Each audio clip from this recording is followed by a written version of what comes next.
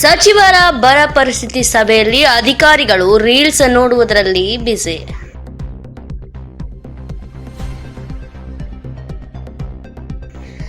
ಗದಗ ಜಿಲ್ಲೆಯ ಶಿರಹಟ್ಟಿ ಹಾಗೂ ಲಕ್ಷ್ಮೇಶ್ವರ ತಾಲೂಕು ಬರ ಪರಿಸ್ಥಿತಿ ಕುರಿತು ಸಚಿವ ಬಸವರಾಜ ರಾಯರೆಡ್ಡಿ ಅಧಿಕಾರಿಗಳೊಂದಿಗೆ ಸಭೆ ನಡೆಸಿದರು. ಶಿರಹಟ್ಟಿ ತಾಲೂಕು ಪಂಚಾಯತ್ ಸಭಾಂಗಣದಲ್ಲಿ ನಡೆದ ಸಭೆ ಅಧಿಕಾರಿಗಳ ಹರಟೆಕೂಟವಾಗಿತ್ತು.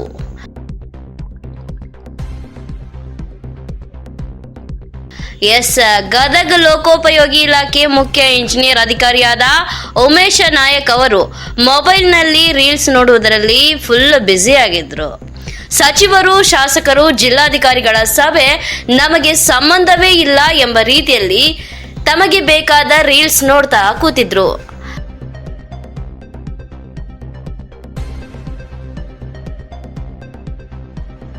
ಇನ್ನು ಕೆಲವರು ಮೊಬೈಲ್ನಲ್ಲಿ ಮಗ್ನರಾಗಿದ್ರು, ಮತ್ತೆ ಕೆಲವರು ಹರಟೆಯನ್ನ ಹೊಡೆಯುತ್ತಿದ್ರು.